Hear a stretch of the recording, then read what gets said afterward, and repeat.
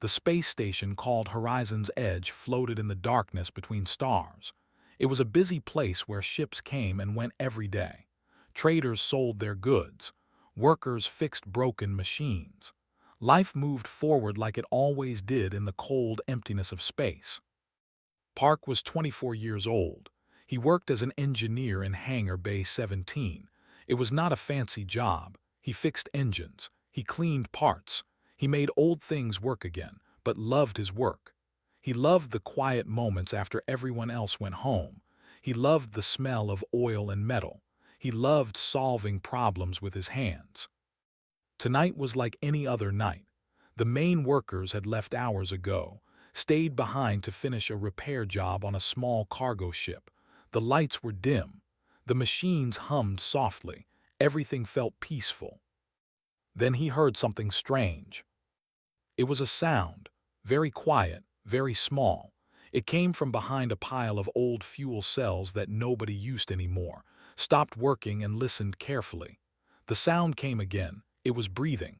Someone was breathing back there, but the breathing was not normal. It was fast and scared. Picked up his plasma torch. He did not turn it on, but he held it tight in his hand. Slowly, carefully, he walked toward the pile of old parts. His boots made soft sounds on the metal floor. His heart beat faster with each step. He went around the corner of the pile and stopped. There was a girl hiding there, but she was not a human girl. Her skin was covered in scales. The scales were red like fire that was dying, mixed with gray like ash. Two horns came out from the sides of her head. They curved backward and looked old and cracked. Behind her back could see wings, but the wings were broken. The thin skin between the wing bones was torn in many places. A long tail wrapped around her feet like she was trying to protect herself. She looked up at him with eyes that glowed like gold. The pupils were not round like human eyes. They were thin lines like a cat or a snake. In those golden eyes saw something he understood very well. He saw fear. He saw tiredness. He saw someone who had been running for a very long time. The girl pressed herself against the wall. Her whole body was shaking. "Please," she said. Her voice was weak and rough. She spoke the common language that everyone in the galaxy used, but her words were not perfect. "Please do not call them." Lowered his torch. He did not feel afraid of her. She was too small, too hurt, too scared to be dangerous. "Call who?" he asked. The hunters." A tear fell from her eye, but it was not like a human tear. It was clear like crystal, and it let out a tiny bit of steam when it touched her cheek. "I have been running for 3 cycles. 3 years in your time. I cannot run anymore. I have nothing left." Everyone knew about them. They were an insect-like species with hard shells and many legs. They controlled a large part of the galaxy called the Dominion. The human coalition had trade agreements with them. They bought fuel from them.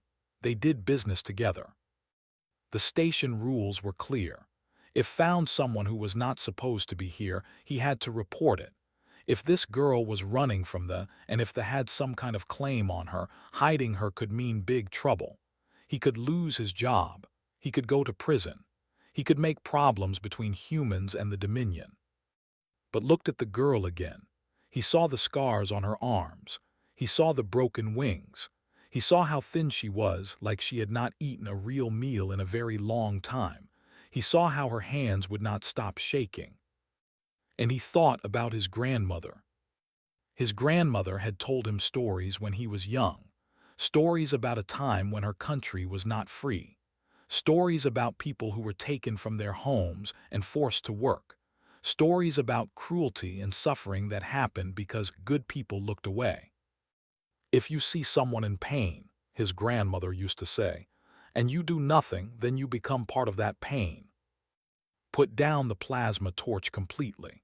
He got down on his knees so that he was at the same level as the girl. He wanted to show her that he was not a threat. "What is your name?" he asked in a soft voice.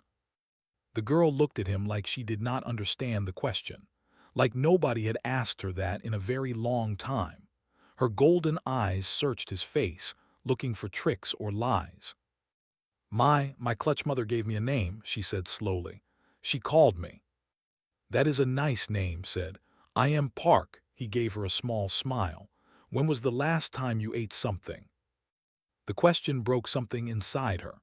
The careful wall she had built around herself fell down. Tears started falling from her eyes, one after another, each one steaming as it rolled down her scaled face. Her shoulders shook as she began to cry. I do not remember, she whispered through her tears. I do not remember. Stood up slowly. Stay here, he said. Do not move. I will bring you food and water and blankets. This hangar is my place. Nobody comes here without my permission. You are safe here. Do you understand? Looked at him like he was speaking a language she had never heard before. Why? She asked.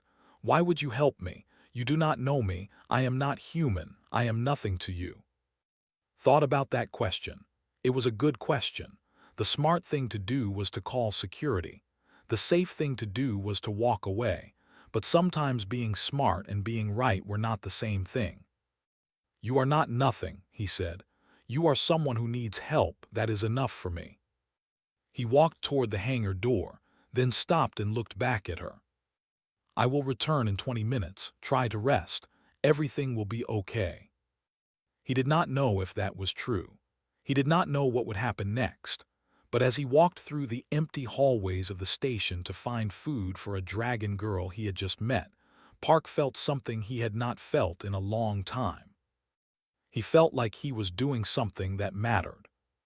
And somewhere in the dark hangar, hidden among old parts and forgotten machines, watched him go. For the first time in 3 years, she allowed herself to feel something other than fear. She felt hope. 2 weeks passed since found in his hangar. Every day he woke up early and went to work like normal. He fixed engines. He talked with other workers. He ate lunch in the cafeteria. Nobody knew his secret. Nobody knew that a dragon girl was living in Hangar Bay 17. At night, after everyone left, would bring food too. He brought bread and meat and vegetables. He learned quickly that loved meat but did not like vegetables very much. She would eat them if he asked her to, but she made funny faces while doing it. This small thing made smile. He also brought her blankets and clean clothes. The clothes were too big for her, but she did not complain. She wrapped herself in the blankets and looked warmer than before. The gray color in her scales started to go away. The red came back stronger each day. But more than food and blankets, brought her something she needed even more. He brought her conversation. At first did not talk much. She answered his questions with short words. Yes, no, thank you. But slowly as the days went by she began to open up. She began to trust him, and she began to tell him her story. Call my people, she said one evening. They were sitting on the floor of the hangar eating dinner together. The lights were low and the station was quiet around them. In their language means useful beasts. That is what we are to them, beasts, animals, things to be used. Put down his food. How long has this been happening? 10,000 years, said the number like it was nothing special, like she had lived with this truth her whole life. For 10,000 years my people have been slaves of the Dominion. We are born in their breeding camps. We live in their harvest facilities. We die when they decide we are no longer useful. Breeding camps, harvest facilities, felt sick in his stomach. What do they harvest? Was quiet for a moment. Then she lifted her arm and showed him the inside part, near her elbow. There were scars there, many small scars, like someone had pushed needles into her skin again and again. The scars formed lines and patterns all up and down her arm. Our blood, she said simply. Dragon blood burns hotter and longer than any fuel in the galaxy. 1 drop of our blood can power a small engine for a week. They discovered this long ago. They built their entire civilization on our bodies. Stared at the scars. He counted them without meaning to. There were too many to count. They took blood from you. How often? Every day, from the time I was a small child until the day I escaped. Pulled her arm back and covered it with her sleeve. The young ones give blood once a day. The older ones twice a day. The strongest ones 3 times. They keep us alive as long as they can. A healthy dragon can produce blood for 40 or 50 years before the body gives up. The food in front of no longer looked good to him. He pushed it aside. This is evil. This is slavery. How can the galaxy allow this? Made a sound that was almost a laugh, but there was no happiness in it. Allow it. The galaxy profits from it. Fuel cells are the cheapest and most powerful in all of known space. Half of the merchant ships in the outer regions use them. Your coalition buys thousands of them every year. Felt like someone had hit him in the chest. We, humans, buy these fuel cells. Yes, looked at him with her golden eyes. There was no anger in her look, only sadness, only truth. Your people are not cruel but your people buy what the sell, and what the sell is built on dragon suffering. Did not know what to say. He had never thought about where fuel cells came from. He just used them in his work like everyone else. He never asked questions. He never looked deeper. I am not telling you this to make you feel guilty, said softly. I am telling you because you asked, because you are the first person in 3 years who wanted to know. Most people do not ask. Most people do not want to know the answer. How many asked? His voice was rough. How many of your people are still in those places? At the last count I heard 40 million, said the number slowly. 40 million. 40 million dragons in breeding camps and harvest facilities across the Dominion. Some of them have never seen the sky. They were born in metal rooms. They will die in metal rooms, and nobody will remember their names. Stood up, he walked to the window of the hangar and looked out at the stars. The same stars that human children wished upon. The same stars that poets wrote beautiful words about.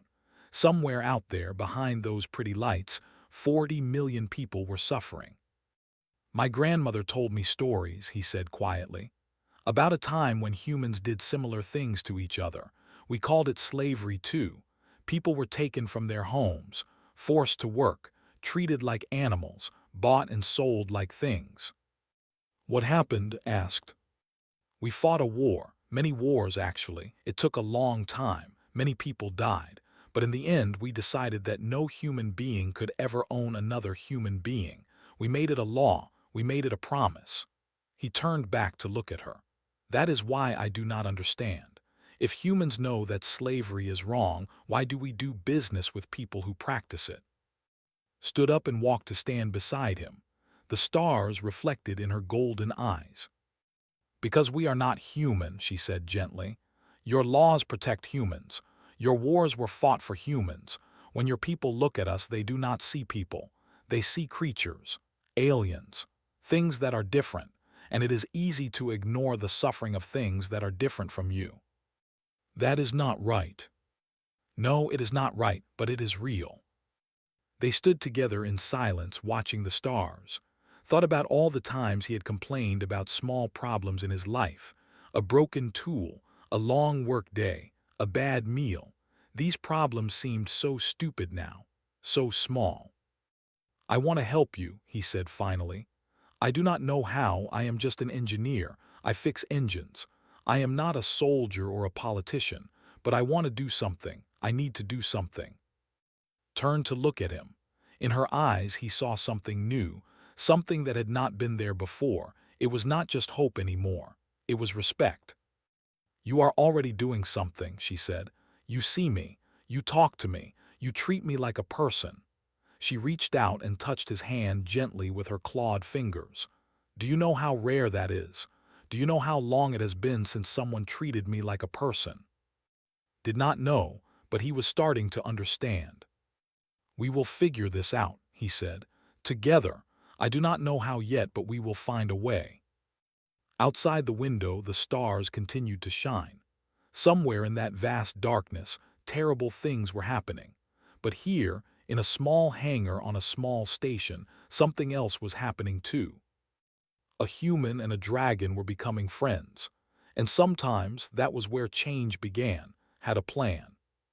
In the far corner of Hangar Bay 17, there was an old shuttle. It had been sitting there for almost a year. The station records said it was broken beyond repair. They called it scrap metal. They said it would cost too much to fix, so they left it there and forgot about it. But looked at that shuttle and saw something different. He saw possibility. "We are going to fix this ship," he told one night. "And when it is ready, you are going to fly away from here, somewhere safe, somewhere that cannot find you." Walked around the shuttle slowly. She touched the rusty metal with her clawed fingers. Her wings, still torn but healing a little each day, twitched behind her back. "This does not look like a ship," she said. "This looks like garbage." "Trust me," smiled.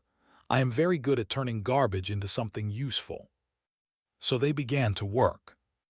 Every night after the station grew quiet and would meet in the hangar, brought tools from his workshop.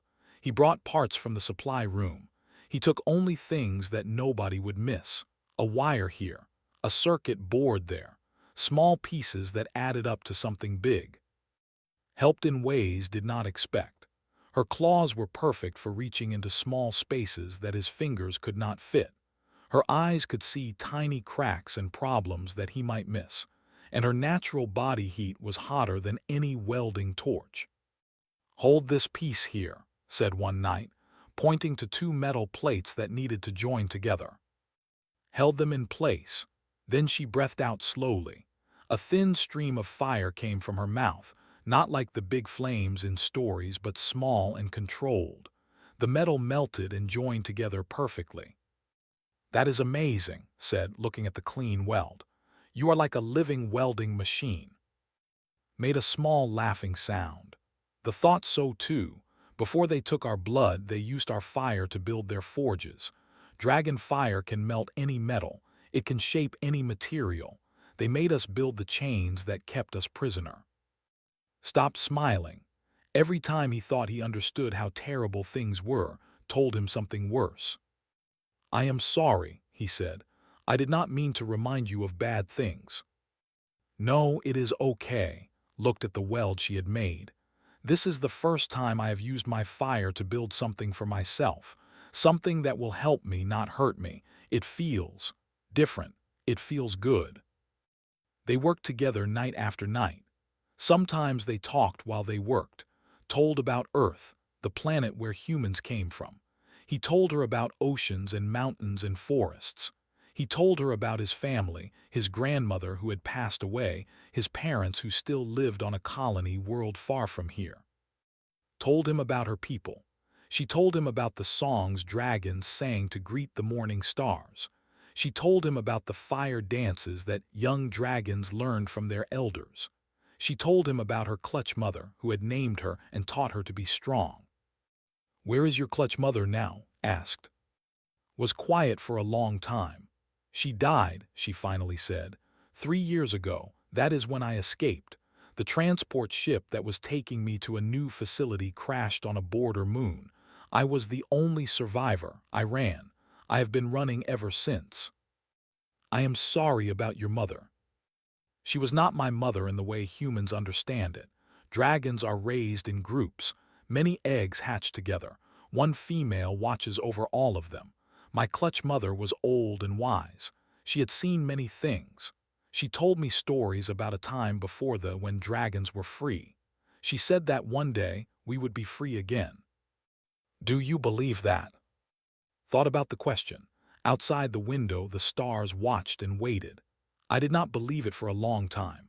I thought my clutch mother was just telling stories to make us feel better. But now, she looked at, "Now I am not sure. You are helping me. You are risking your own safety for someone you do not know. Maybe there are other humans like you. Maybe there are other species in the galaxy who will help if they know the truth." "There has to be," said. "Humans did terrible things in our past, but we also stopped doing those terrible things. We changed. If we can change, others can change too. The whole galaxy can change." "You really believe that?" "I have to believe it, because if I do not believe it, then there is no point in trying, and I refuse to accept that." The weeks turned into a month. The shuttle slowly came back to life. The engine worked now. The lights turned on. The controls responded. It was not pretty. The metal was still old and worn, but it was functional. It could fly. One night, as they finished installing the navigation computer, asked a question that had been bothering her. When this ship is ready and I fly away, what will happen to you? Was under the control panel connecting wires. He did not answer right away. I will be fine, he said finally. Will you? If they find out you helped me escape, you could go to prison. You could lose everything. Slid out from under the panel and sat up. He looked at seriously. Let me tell you something, he said. Before I found you, my life was simple. I woke up. I worked. I slept. I did the same things every day. I was not unhappy, but I was not really alive either. I was just existing, going through the motions. He stood up and walked to the window. The stars shone cold and beautiful in the darkness. Then I found a scared dragon girl hiding in my hangar, and everything changed. I learned about things I never knew. I saw problems I never wanted to see. I could not go back to pretending everything was fine. I could not unsee what I had seen. He turned back to, whatever happens to me, I will not regret helping you, because this is the first time in my life that I have done something that really matters, something bigger than myself. Even if I go to prison, even if I lose my job, I will know that I did the right thing, and that is worth more than anything. Did not say anything. She walked over to and did something she had never done before. She hugged him. Her scales were warm against his skin. Her torn wings wrapped around him gently. Thank you, she whispered. Thank you for seeing me. Hugged her back. Thank you for letting me help. Outside the hangar window, a patrol ship passed by on its normal route. Neither of them noticed. Neither of them knew that in just a few more days, their hidden world would be discovered. And everything would change again. The shuttle was almost finished. 3 more days. That was all they needed. 3 more days and could fly away to safety. Had already found a route through the less watched parts of space. He had programmed the coordinates into the navigation computer. Everything was ready. But they did not have 3 more days. It was evening when the hangar doors opened without warning. Was working on the final engine tests. Was helping him, holding tools and passing parts. They both froze when they heard the sound of heavy footsteps. 3 walked into the hangar. They were tall creatures, almost 2 meters high. Their bodies were covered in hard shells that shone like polished black glass. They had 6 legs that clicked against the metal floor. Their heads were long and narrow, with large compound eyes and sharp mandibles that moved constantly. Behind them came 2 human station security officers, looking nervous and uncomfortable. The lead carried a small device that made beeping sounds. The beeping got louder and faster as they walked toward the shuttle. Human worker, they spoke in a voice that sounded like rocks scraping together. You are harboring stolen property. Step aside. Stood up slowly.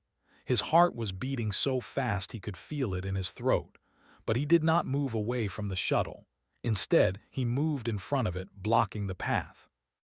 There is no stolen property here, he said. His voice shook a little, but he kept talking. This is my hangar. These are old parts, nothing more. Do not lie to me, human. The hunter stepped closer. His compound eyes seemed to look in all directions at once. My tracker has followed the escaped signal to this location.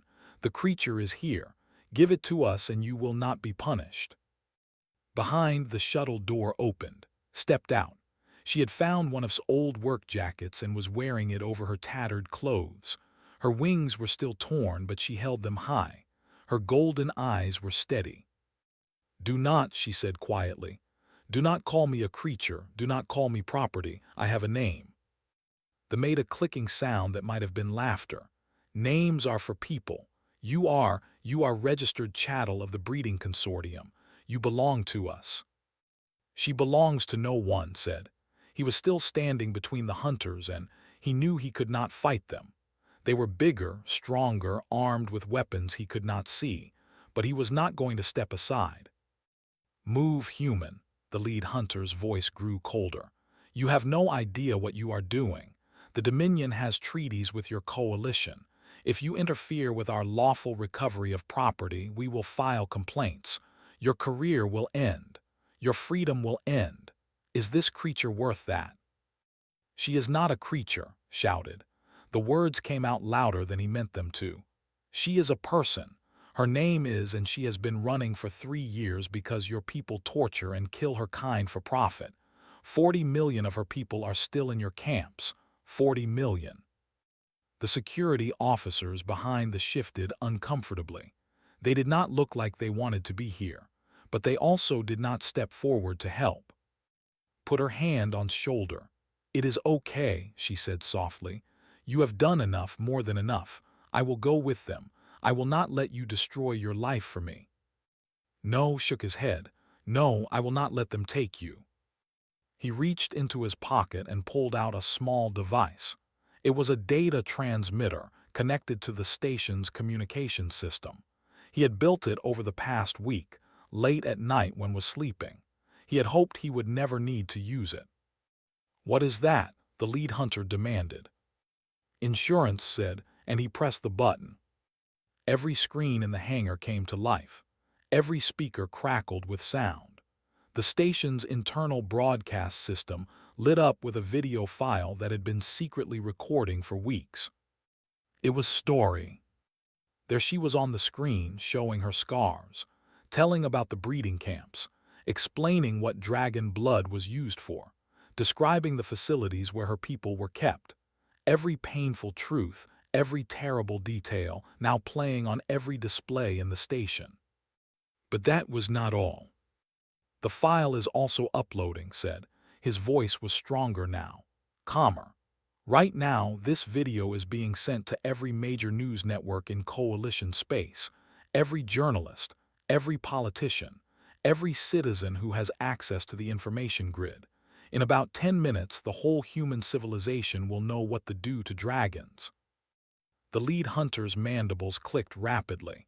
His compound eyes seemed to darken with rage. "You fool! You have no idea what you have done. The Dominion will respond to this insult. There will be consequences." "Good," said. "Let there be consequences. Let everyone see.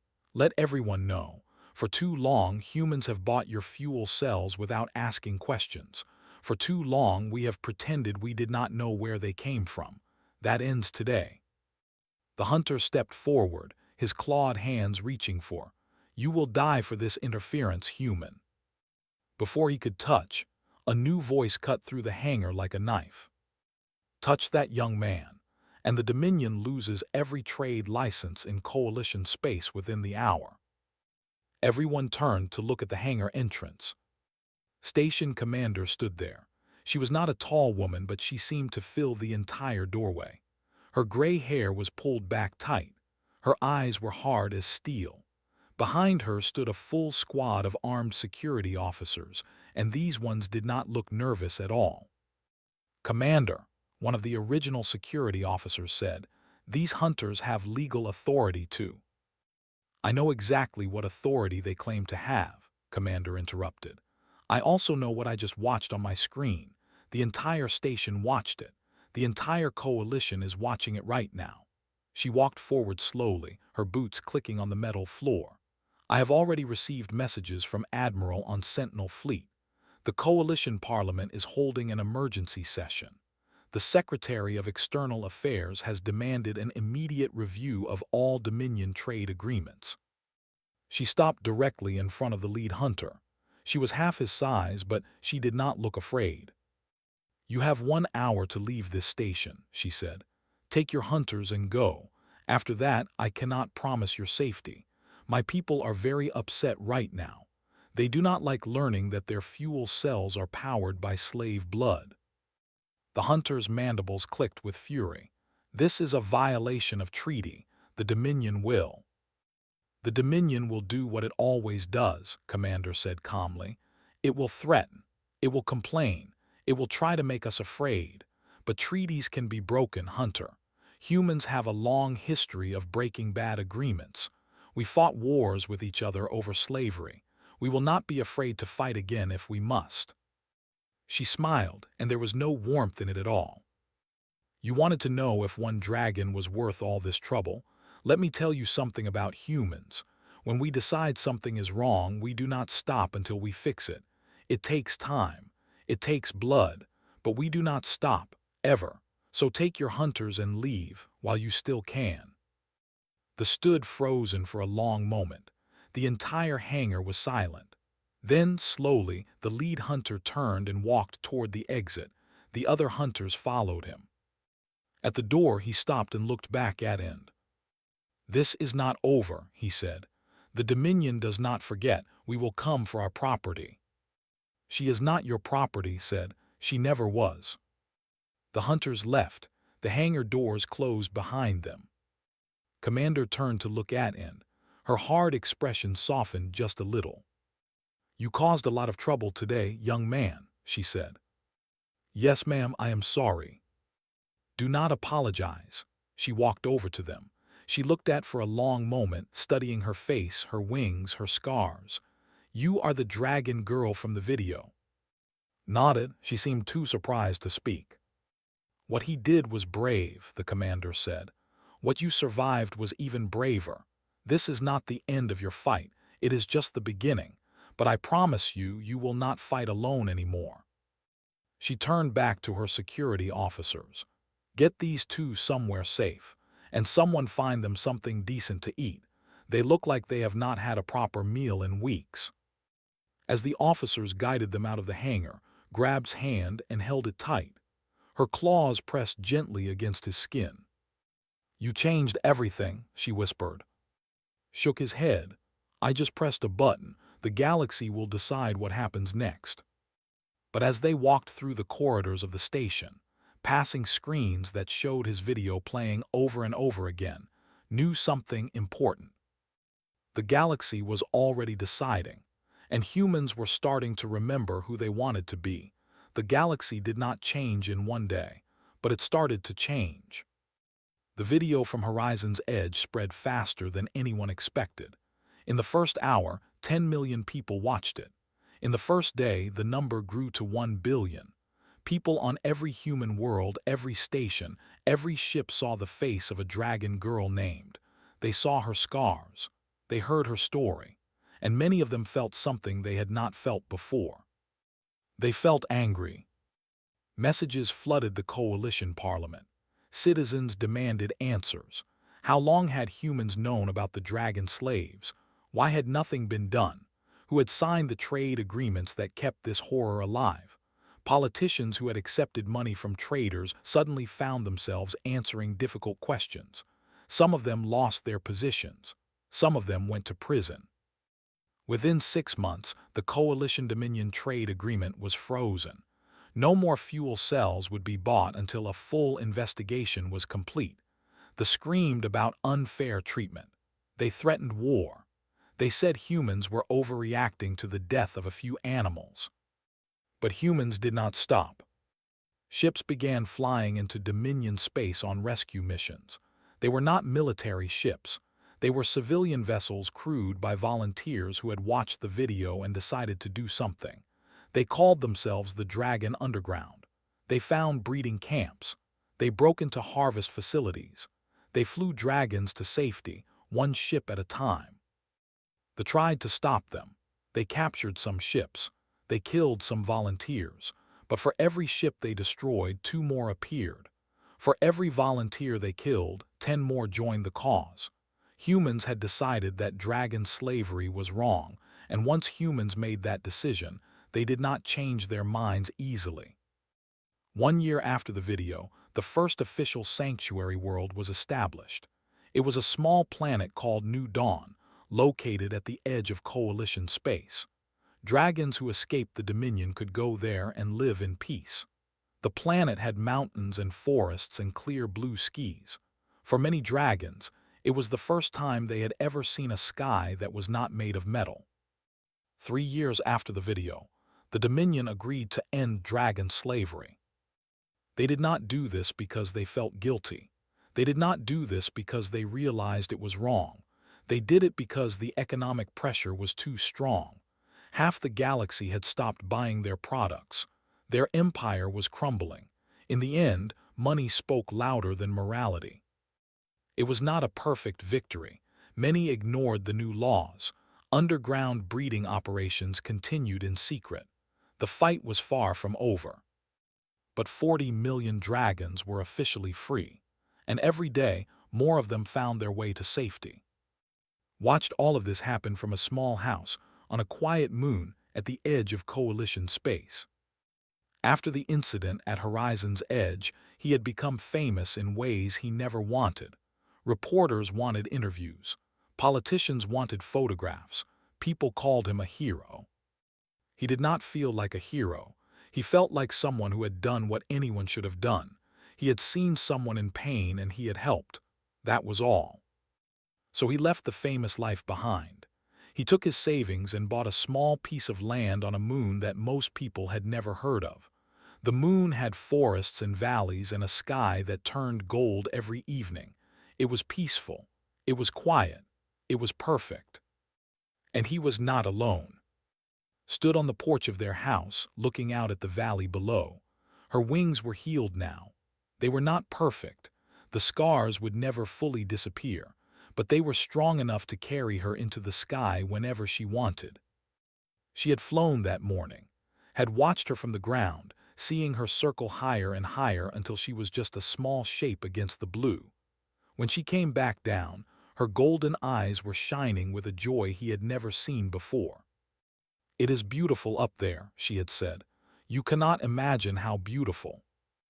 Now, as the evening light painted everything in shades of gold and orange, they sat together on the porch, held a cup of tea, held a cup of something stronger that she said reminded her of home. "I have been thinking," said. "About what?" "About everything that happened, about how it started." She turned to look at him. The sunset made her scales glow like they were made of fire.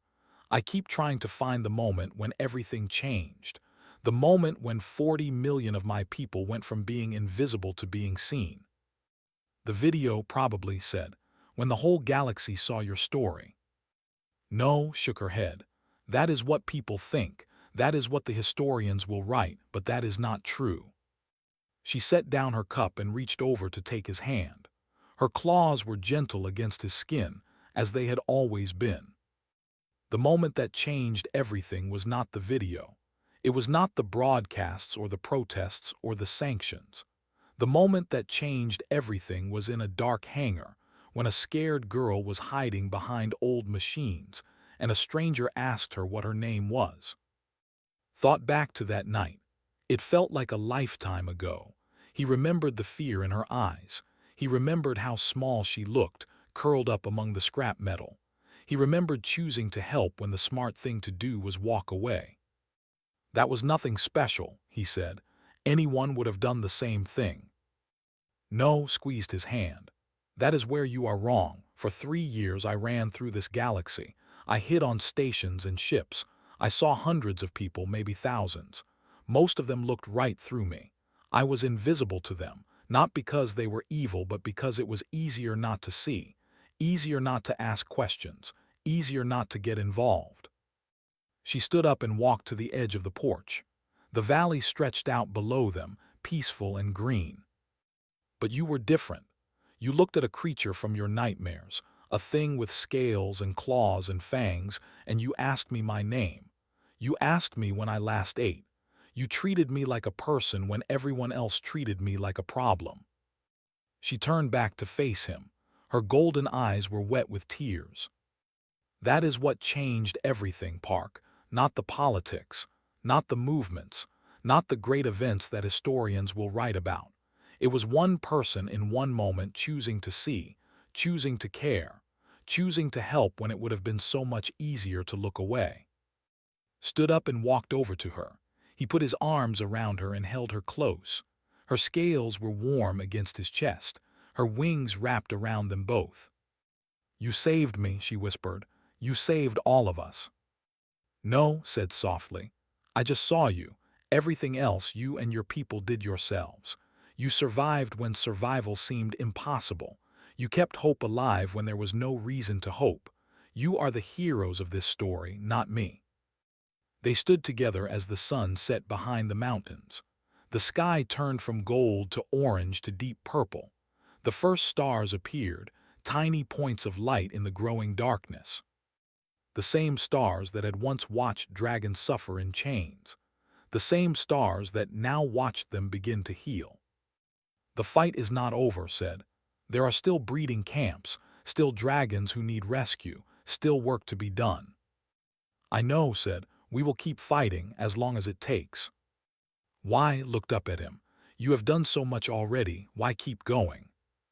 Thought about the question. He thought about his grandmother and her stories. He thought about all the people throughout human history who had fought against injustice even when it cost them everything. He thought about what it meant to be human. "Because that is what we do," he said finally. "Humans are not perfect. We make mistakes. We do terrible things sometimes. But when we see something wrong, really see it, we cannot look away. We have to fix it. It is in our nature." "That sounds exhausting," said with a small smile. "It is," admitted, "but it is also the best thing about us." The night grew darker. The stars grew brighter. Somewhere in the galaxy, rescue ships were flying toward danger. Somewhere, dragons were taking their first breaths of free air. Somewhere, humans were deciding to help strangers they had never met. The fight was not over. It might never be truly over, but that was okay. Because now the dragons were not fighting alone. They had allies. They had friends. They had a galaxy that was finally starting to see them. And it had all started with a simple question, asked in a dark hangar by a young engineer who refused to look away. "What is your name?" That was what changed everything. That was what it meant to be human.